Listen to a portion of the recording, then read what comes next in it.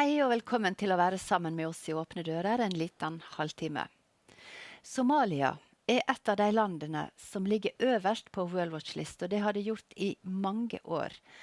Hvis man bekjenner Jesu navn i dette landet, så er man i fare for livet sitt.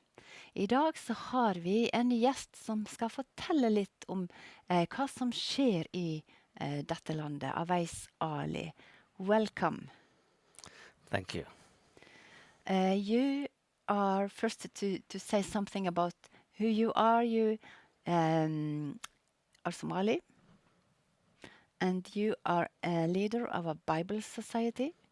Actually, the Somali Bible Society. Correct. Yes. And you are in Norway for the moment. For the moment, yes. For the moment, yes. Welcome to Norway and welcome to studio again. Thank you so much. You have a quite strong story, a testimony. And I would like our viewers to have your story, because you come from a country which is quite different from Norway. How is your country? Well, Somalia has been going through a brutal civil war since 1991, when the Somali government collapsed. And it has been very lawless since then. Certain improvements have been made by different transitional governments, but the country is still in mayhem. Mm. And you grew up in that time? I grew up before the Somali Civil War in 1991, of course. But since the Civil War started, it affected the whole nation. The whole population seems to be traumatized. And there's an Islamic insurgency group that has been brutalizing the Somali people for a very long time. And when there's a lawlessness and there's no law and order, it's usually the minority groups that suffer the most. Many times women and children, of course, do suffer, but the Somali Christian community faced what I could sometimes describe as a massacre in Somalia. Many of them have been killed, but despite the killings of Christians, often by Islamists, sometimes by family members who are not happy that their kin became disciples of Christ. But despite this pain and suffering, the Somali church remains resilient, and it is one of the fastest growing churches in the world. Yeah, when you told that yesterday, it amazes me so much, because not many years ago, we in Open Doors we have some numbers of how many Christians we think there might be in these countries, and that was not very many. And now you are coming and you are telling that it's really growing. Yes, the Somali church has been growing, I would say, from its inception in 1881, but the fastest growing has been witnessed since 1991, and I believe because of the persecution of the church, that when the community of faith came together and God blessed the community of faith, and we started growing. We never had statistics before until the Somali Bible Society did its census and concluded it and published it in December last year, 2023. And we found out that there are many professing Somali Christians, many of them very nominal. The main reason being that they did not have an opportunity to be discipled. They did not have an opportunity to be taught and to be baptized. Many of these people came to the Lord through visions and dreams. Many others came to the Lord through social media ministry. And of course, many others are Christians today because of their parents and grandparents. And actually, we will come back to this later. But you yourself have a story about becoming a Christian, or you become, what do we say, become a follower of Jesus. And then it took several years before you met someone at all that was a brother in faith. Yes. So why don't you tell how it started? Because you grew up in a Muslim context. Right. I grew up in Mogadishu, Somalia. I'm the son of a Muslim preacher, a cleric, a madrasa teacher. Growing up as a kid, my dad taught me the Islamic faith. But early on, even before I was 15, I had doubts about Islamic faith. I learned the Quran, the Hadith. I studied Islam. My dad was actually preparing me to be a madrasa teacher, to Yeah. succeed him, to take his place in the future. But at the age of 15, I knew that Islam was not for me. And Can you yeah, say why did you come to that conclusion? because I read the Quran, I read the Hadith, the sayings and the actions of Muhammad, the Prophet of Islam, um, and I read Islam with open mind, and I did not like what I saw. Much of what made me walk away from Islam can be read from my biography, which is Mm. available. Mhm. Yeah, so I write a lot about my testimony, about my life, about the Somali church, about why I walked away from Islam. So that information is available. Mm. Yeah.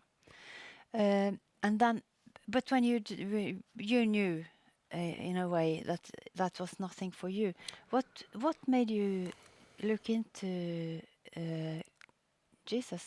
Um, when I was 15, I heard a radio ministry by the SIM, Sudan Interior Mission. It was a shortwave radio program, and I listened from when I was 15. And I wrote a letter to them, and I asked them if they could help me know more about the Bible. And they sent me a Bible study materials in 1983, and they kept supplying any Bible study material I wanted.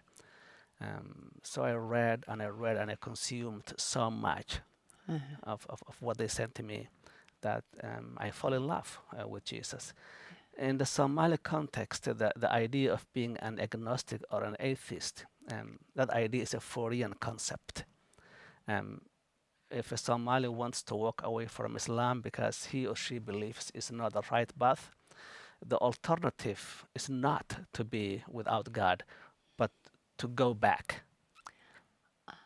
Because Muslims believe that Jesus was a prophet, the Messiah from God, who came before Muhammad. Just like Moses came, they teach, before Jesus. So if you find yourself in the wrong place, the typical Somali mind is, I need to go back. So my going back was to go back to Jesus. Yeah, that's interesting. That it was going back to Jesus. Wow.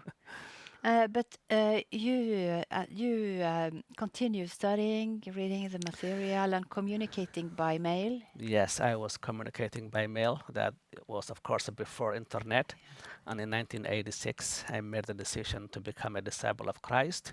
And the radio ministry, which was at the time based in Nairobi, Kenya, continued supporting me with Bible study materials. But that was basically it. I did not have a community of faith to worship with. I did not know any Christian nearby I could fellowship with. So for a while, it was a lonely walk. Mm. How did you feel about that? How did you experience that work? Um, in the Islamic culture, in the Somali culture, it is not good to be alone. Like if you are a Muslim, you have to be connected to a Muslim community, and that's how you grow and your faith is sustained. And as a Christian, I knew the same rules applied to me. I needed a community of faith. Mm. So it took me 7 years before I could meet another Christian to fellowship with, and that happened in 1993 in Mogadishu. In 93. Yes. 7 years walking your walk of faith alone. Mhm.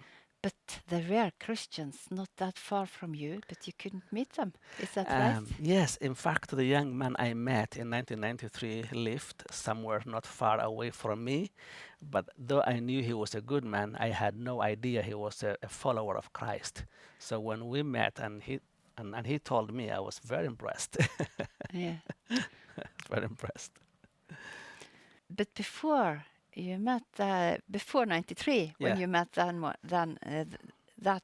Yes. guy, Yeah. there was a church, a Catholic church, with someone gathered. Yes. You could have met them, couldn't you? Yes.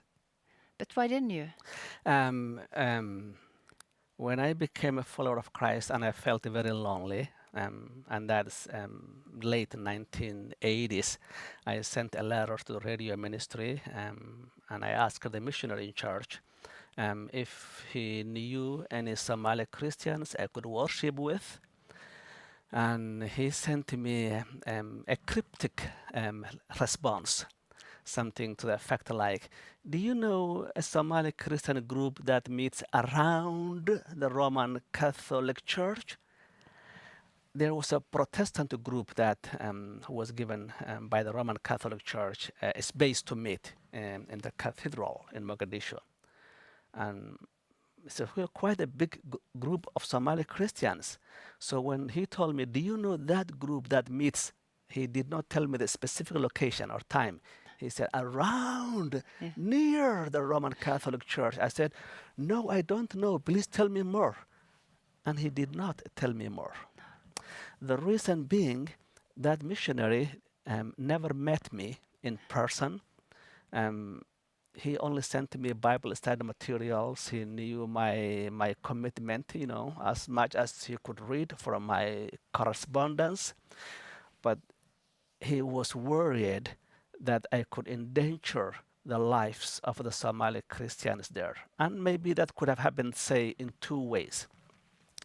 The first way being that maybe I was not a genuine Christian and I could harm the Christian community. Maybe I was an imposter. I was pretending to be a Christian. That was a concern. And it is not uncommon in the Islamic ministry for a Muslim to pretend to be a Muslim so he can have access to the community of faith and then persecute them. So I do not blame the missionary and his team. Mm-hmm. And the second concern the missionary had was probably maybe this guy is a genuine believer, but maybe he has loose lips, so to speak. Maybe he will talk too much. And then he could endanger the lives of the community of faith that met there. So I think he had one or both of these concerns, and both are legitimate concerns if you don't know the person you are talking to. That is how careful you need to be in that culture.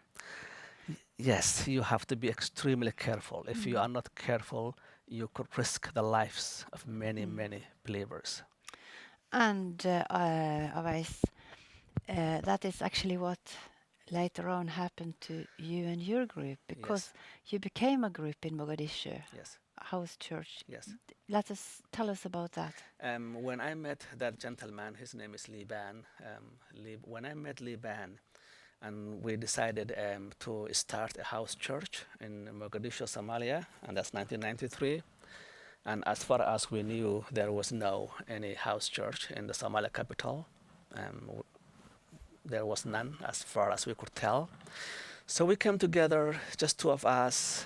We decided to plant the church, witness to people, gather the community of faith, because he knew that there were some other Somali believers who did not have a fellowship. So he wanted these people of God to come together and form a house church.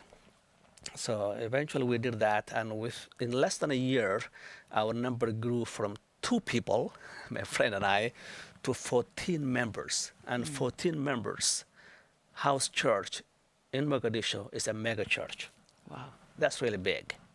And very quickly we came under severe persecution by Muslims who were not happy with our walk with the Lord and with our gathering. We received direct threats against our lives. And remember, that's 1993. There was no law and order. There was no government to speak of that could have guaranteed the security of its citizens. So we knew somebody could come, kill us, and get away with it. And we prayed, and God gave us visions and dreams. In early 1994, sadly, my good friend Liban was reporting to work in Mogadishu, and he was shot and killed by 2 Muslim gunmen. He was the first one who... He was the first one of the house church to be killed, and eventually of the 14 members, 12 were killed for their faith. And at the moment, you are the only one remaining here. I'm the only one remaining here because the other believer who was not killed died of natural causes years ago. How did you experience God in that situation? I mean, you were 14 young men in a house church. You wanted to share Jesus in your city and in your country. And then you used the word earlier, hunted down. Yes. Yes. We were hunted down one by one. But because I read my Bible so well, I knew that persecution was part of the Christian life. I knew that if you wanted to live a godly life in Christ Jesus, you will be persecuted. I knew that. But still, it was a very painful experience. Sure. And this was in quite a short time. Yeah, because those who were killing us could not come to where we were meeting as a group. So they hunted us down in the sense that they killed us one after another. For example, the first believer was killed in 1994, Liban, and the last one was killed in the summer of 1996. So every opportunity they had, they took advantage of that. So that meant that you could never feel safe when you were walking around, or? Yes, I knew I could be taken out anytime. I was not reckless with my security. I was very careful.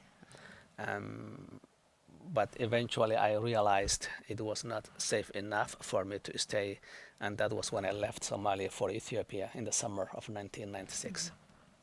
You needed also to come up to be able to breathe more freely. Yes. I wanted a reprieve from the persecution. I wanted to recuperate because I lost sleep. I could not eat. I lost so much weight. I knew that if I did not leave Somalia back then, probably I could have died either in the hands of the Islamic militants, or my health could have failed. Your family in that time, did they know about your strugglings? Yes, my family knew the challenges I was facing, my Muslim family, because they remained Muslim. I was the only disciple of Christ. And my mom and my relatives and some Muslim friends spent time with me, trying to convince me to return to Islam to save my life. But I knew they really loved me. I knew they cared about my well-being. I thanked them for their concerns. But I thank them so much for their attempt to safeguard my well-being, but I told them I was committed to continue walking with the Lord, and I will not look back. Did they respect you for that? They respected in the sense that they never used intimidation.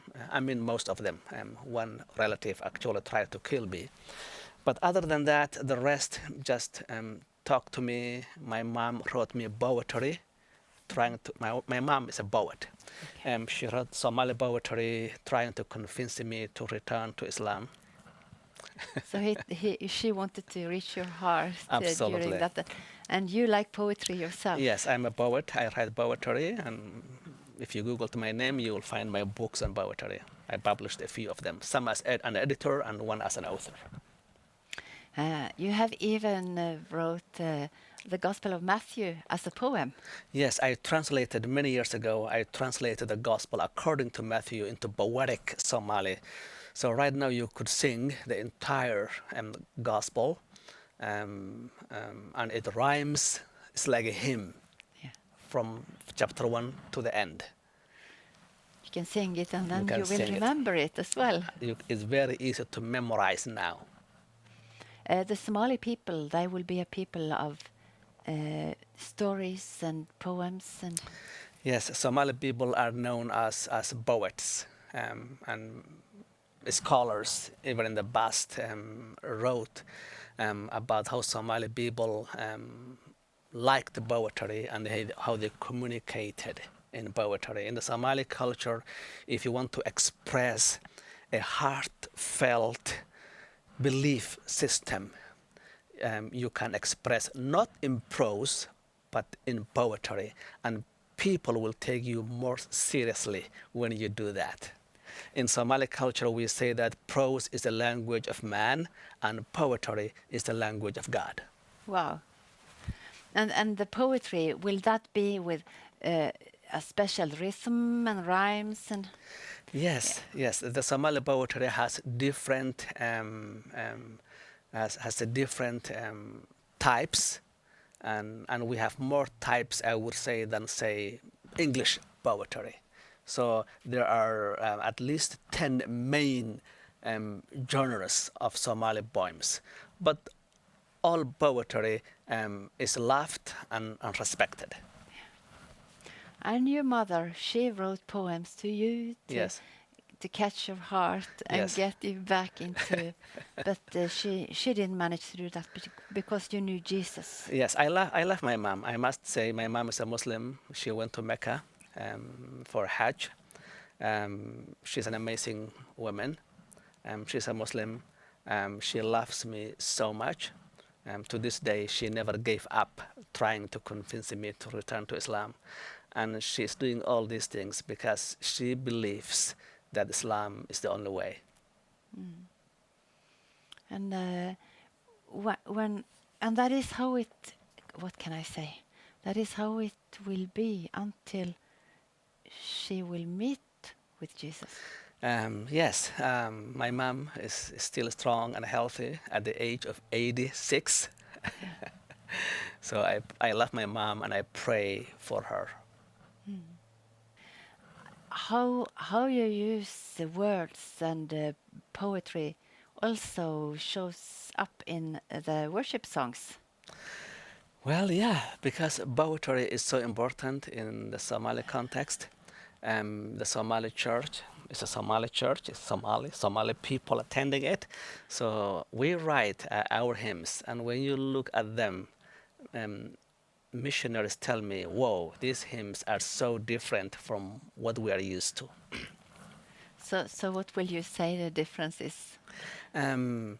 Because of the nature of Somali people and the persecution the community of faith faces, the Somali hymns tend to be, according to some, very graphic and violent. In the way that the hymns express the commitment of the people of God to their faith, that they will not walk away no matter what. Yeah, can you give some examples? Yes, we have a hymn, for example, that says, if I'm hungry, I'm starving, I have nothing to eat, I will never deny my Lord. It also says, if they hit me with a big a clap on the head, I will not deny my Lord. If they decapitate me, cut my head off, I will not deny my Lord. If I am with no spouse, no children, no money, I will not deny my Lord. Haddii aan baahdo, beesa aan waayo, beenbeenin maayo, badbaad shahayga. That's one stanza. when you said it in Somali, it sounds beautiful, but when you translate it, it's quite Yes. hard for our culture. Yes. Anybody who translates poetry does not do justice to it. I can see that we are reaching to an end with this program, but we will continue next week, and then we will look a bit more into the visions you saw as a group of young men, and also the vision for Somalia. Thank you so much, Aweis. Thank you. Og takk til deg som har fulgt oss. Altså, følg med neste uke og få med mer av Aweis sin sterke historie. Og vær gjerne med og be for det somaliske folket, at de skal få oppleve at det finnes en Gud som er en kjærlig far. Ha en velsignet kveld.